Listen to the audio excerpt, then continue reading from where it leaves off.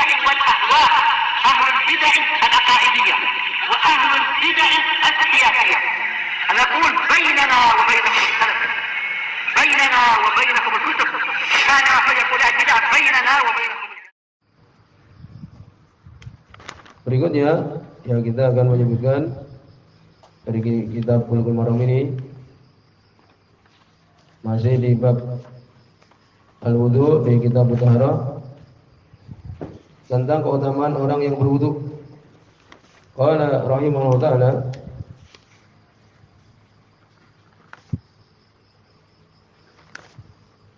hadis nomor 12 di bab ini, dan itu hadis yang ke-40 di kitab Taharah.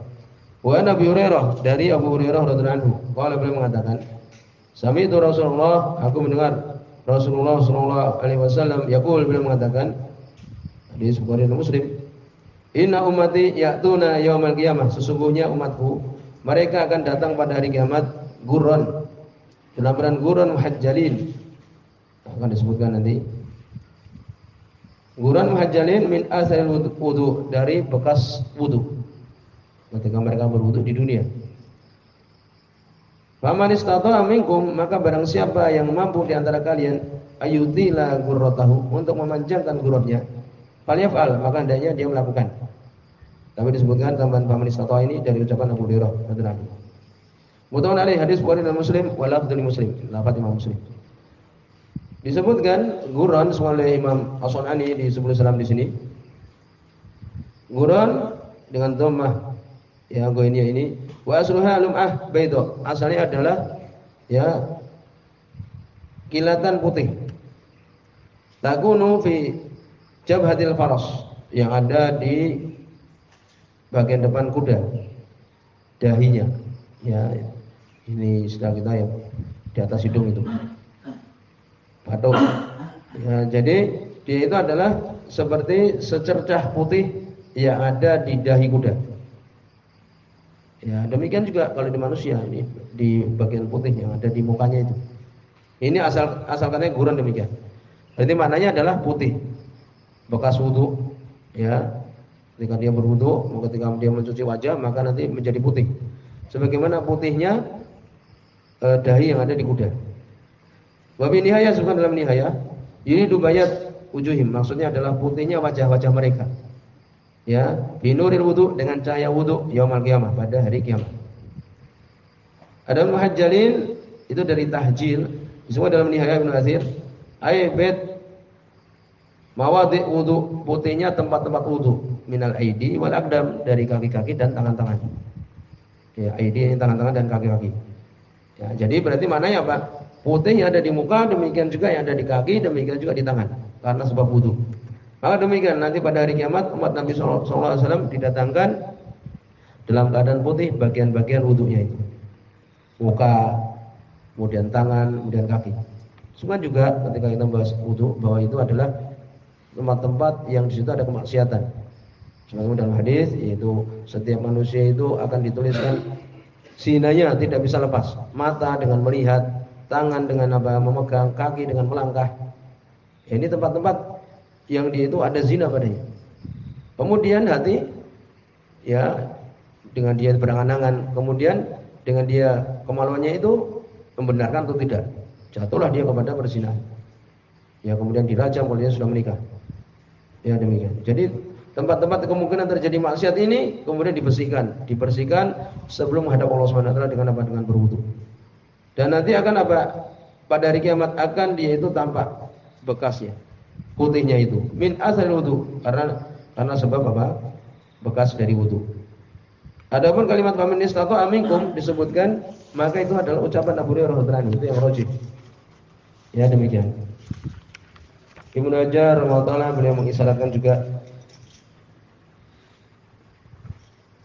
ya, disebut di Fathul Bari, beliau mengisyaratkan demikian.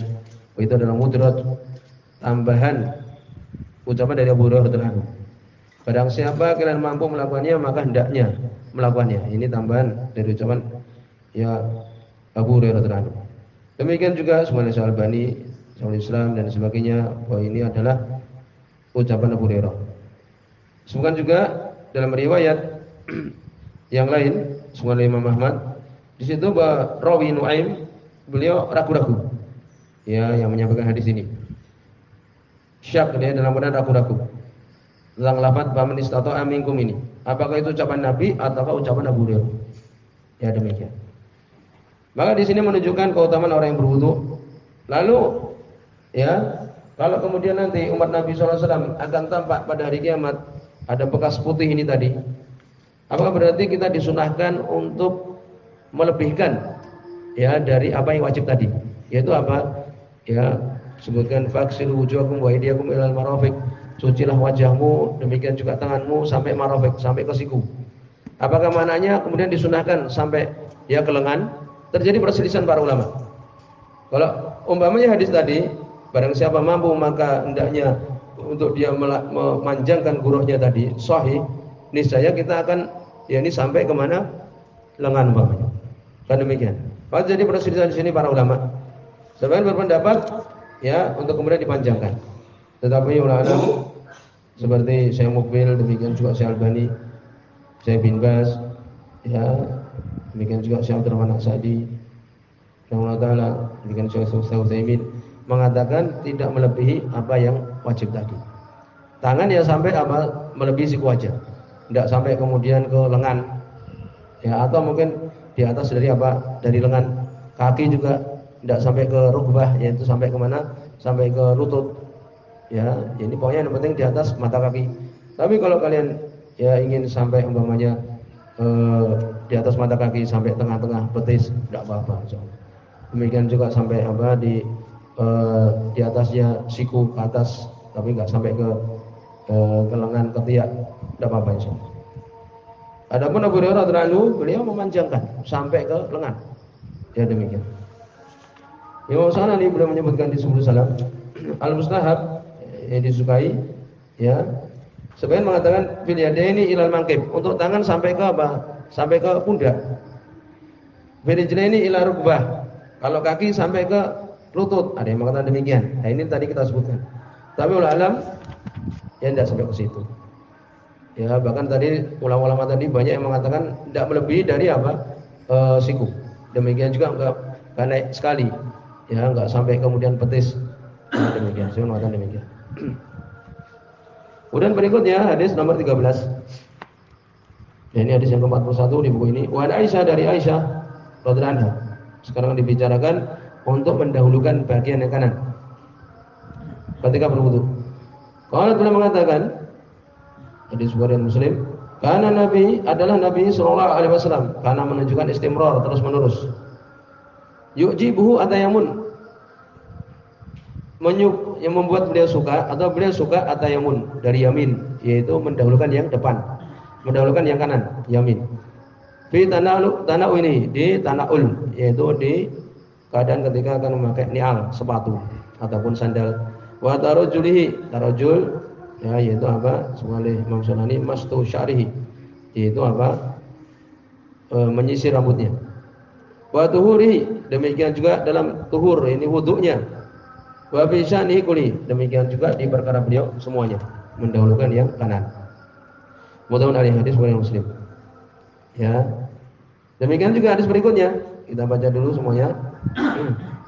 Hadis nomor 14. Wa Nabi Hurairah dari Abu Hurairah radhiyallahu anhu qala beliau mengatakan qala Rasulullah, berkata Rasulullah sallallahu alaihi wasallam. Di sini sahih ya. Idza tawadda'tum, apabila kalian berwudu, fabda'u bima yaminikum, maka dahulukanlah oleh kalian ya dengan bagian kanan kalian. Ya demikian. Akhrajul arba'ah, mengeluarkannya yang 4, yaitu Abu Dawud, Tirmidzi, Ibnu Majah dan Nasa'i. Wa sahih Ibnu Khuzaimah, sahih oleh Ibnu Khuzaimah. Walaupun disebutkan ya bahwa yang tepat bahwa ya tidak dikeluarkan oleh Imam Nasa'i dan Tirmidzi. Imam Tirmidzi dan Nasa'i tidak menyebutkannya.